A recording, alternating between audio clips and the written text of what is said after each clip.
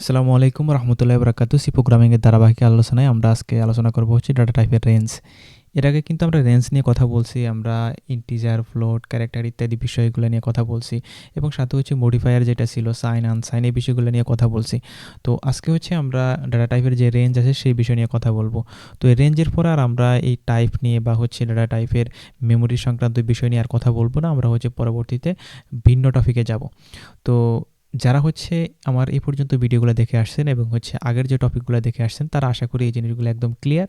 আজকে হচ্ছে আমি খুবই সিম্পলভাবে জাস্ট হচ্ছে আপনি রেঞ্জ কীভাবে বের করতে হয় সেটার সিম্পল একটা আলোচনা করব।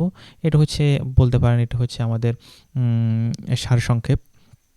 তো সেক্ষেত্রে আমি আরেকবার জিনিসগুলো মনে করে দিতে চাই যে যাতে করে আমরা এই জিনিসগুলোকে ভালোভাবে রিকভার করতে পারি। তো ডাটা টাইপের রেঞ্জের বিষয়টা আসলে মেমোরির সাইজ আর তার মধ্যে কত বিট আছে সেটার উপর নির্ভর করে। তো রেঞ্জ যে বের করতে হবে সেটার নিয়মটা আমরা জানি, তবুও আমরা হচ্ছে আজকে আবার আলোচনা করবো এই ভিডিওতে। তো প্রথমত হচ্ছে আপনাকে বুঝতে হবে যে আপনার ডাটা টাইপের কত বিট, অর্থাৎ আপনাকে বুঝতে হবে যে আপনার ডাটা টাইপটা কত বিটের আছে সেটা আপনাকে জানতে হবে। নেক্সট হচ্ছে যদি এরকম হয় যে ক্যারেক্টারের ক্ষেত্রে আমরা জানি সবসময় 1 বাইট হয়, তারপরে 1 বাইট মানে 8 বিট। ইন্টিজারের ক্ষেত্রে হচ্ছে পুরনো সিস্টেম সেগুলোর ক্ষেত্রে 2 বাইট হয় এবং ইন্টিজার যে আধুনিক সিস্টেমগুলো আছে সেগুলোর ক্ষেত্রে হচ্ছে 4 বাইট হয়, সেক্ষেত্রে হচ্ছে 32 বিট হয়। এই যে বিট বাইটের হিসাবগুলো না, এগুলো যদি আমাদের জানা থাকে আমরা কিন্তু এখন ইজিলি রেঞ্জ বের করতে পারি। তো মোট সম্ভাব্য মান কীভাবে বের করতে হয়, টোটাল ভ্যালু যেটা আছে সেটা আমরা 2 আর কোনো একটা ভ্যালু দিব, অর্থাৎ আমাদের বিট সংখ্যা থাকবে, নাম্বার অফ বিট সংখ্যা, সেই বিট সংখ্যা দিয়ে হচ্ছে আমরা বের করব। তো প্রতিটি বিট আমরা জানি হয় 0 হবে, না হলে 1 হতে পারে। নেক্সট হচ্ছে আমরা যদি 3 নাম্বার পয়েন্টে আসি, সেক্ষেত্রে হচ্ছে সাইন এবং আনসাইন এই বিষয়টা মাথায় রাখতে হবে যে সেখানে সাইন আনসাইন হলে কী ঘটনা ঘটতে পারে এবং তার জন্য হচ্ছে আমরা কোন ফর্মুলা অ্যাপ্লাই করতে পারি সেই বিষয়টা, এবং সাইনের ক্ষেত্রে কোন ঘটনাগুলো ঘটে এবং আনসাইনের ক্ষেত্রে কোন ঘটনাগুলো ঘটে সেই বিষয়গুলো আমাদেরকে মাথায় রাখতে হবে।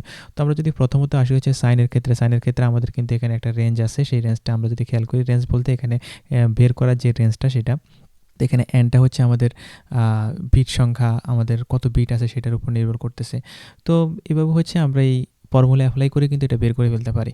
আর আনসাইনের ক্ষেত্রে কিন্তু কোনো সাইন সিম্বল নেবে না, সে হচ্ছে 0 থেকে শুরু করে আমার যে এখানে 2n -1 যে রেঞ্জটা আছে বা সূত্রটা আছে সেটা অনুসরণ করবে।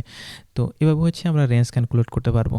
এখন অনেকেই হচ্ছে যে আমাদের যে বিষয়গুলো আছে ইন্টিজার, ফ্লোট, ক্যারেক্টার এই যে বিষয়গুলো আছে এগুলো আমরা জাস্ট হচ্ছে প্র্যাকটিক্যালি নর্মালি হচ্ছে টাইপ করে ফেলি বা হচ্ছে আমরা বের করে ফেলি, কিন্তু সেখানে আসলে মেমোরিতে আমার কীভাবে কাজ করতেছে এই বিষয়গুলো নিয়ে আসলে জানার খুবই আগ্রহ থাকে, কিন্তু কোথাও থেকে জানতে পারে না অথবা নিজের ওইভাবে হচ্ছে কোশ্চেন করা হয়ে ওঠে না।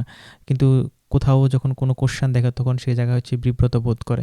তো সেই জন্য হচ্ছে আমি এই বিষয়গুলি নিয়ে আলোচনা করা এবং সেই বিষয়গুলো নিয়ে উঠিয়ে নিয়ে আসা, যদিও এখানে আমাদের প্র্যাকটিক্যাল কোনো বিষয় ছিল না, সম্পূর্ণ থিওরিটিক্যাল বিষয়। তো আশা করি যারা হচ্ছে ধৈর্য সহকারে এই ভিডিওগুলো দেখবেন তারা হচ্ছে এখান থেকে অনেক উপকৃত হবেন। তো আজকে এই পর্যন্তই। ইনশাল্লাহ আমরা পরবর্তীতে হচ্ছে ভিন্ন টপিক নিয়ে আলোচনা করব এবং ওই টপিকগুলো আমি আরও সহজভাবে আপনাদেরকে বোঝানোর চেষ্টা করব। এবং নিয়মিত আমার চ্যানেলের যদি আপনারা দর্শক হয়ে থাকেন অথবা আমার ভিডিওগুলো দেখে থাকেন, অবশ্যই হচ্ছে আমার চ্যানেলটা সাবস্ক্রাইব করে দিবেন, আমার ভিডিওটা শেয়ার করে দিবেন এবং হচ্ছে লাইক কমেন্ট করে দিন। আর এখানে একটা বিষয় আছে, সেটা হচ্ছে যে আমরা যারা হচ্ছে টিউটোরিয়াল দেখি তাদের একটা কমন সমস্যা হচ্ছে যে যখন আমরা কোনো এডুকেশনাল চ্যানেল দেখি সেগুলোতে আমরা হচ্ছে সাবস্ক্রাইব করি না বা লাইক করি না অথবা শেয়ার করি না। এমনি নর্মালি হচ্ছে আমরা ফেসবুকে বিভিন্ন মিম, ট্রল বিভিন্ন জায়গায় কিন্তু আমরা এই লাইক কমেন্টগুলো করে থাকি। এখন দেখেন হয়তোবা আপনার এই টিউটোরিয়ালটা আপনার কাজে নাও আসতে পারে, কিন্তু আপনি যখন এটাকে লাইক করতেছেন আপনার পাশাপাশি আরেকজন বন্ধুর কাছে সেই জিনিসটা যাচ্ছে, এটার একটা হচ্ছে অ্যালগোরিদম তৈরি হচ্ছে এবং পরবর্তীতে কেউ না কেউ এখান থেকে উপকৃত হতে যাচ্ছে বা হবে।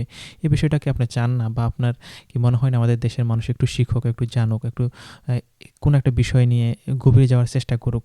তো সেই বিষয়টা যদি আপনি চান অবশ্যই আপনার হচ্ছে লাইক কমেন্ট করে দেওয়াটা হচ্ছে বাধ্যতামূলক। তো আপনি একজন সচেতন নাগরিক হিসেবে আপনাকে এই জিনিসটা করাই উচিত। তো বাকিটা আপনার ইচ্ছে। আল্লাহ হাফেজ।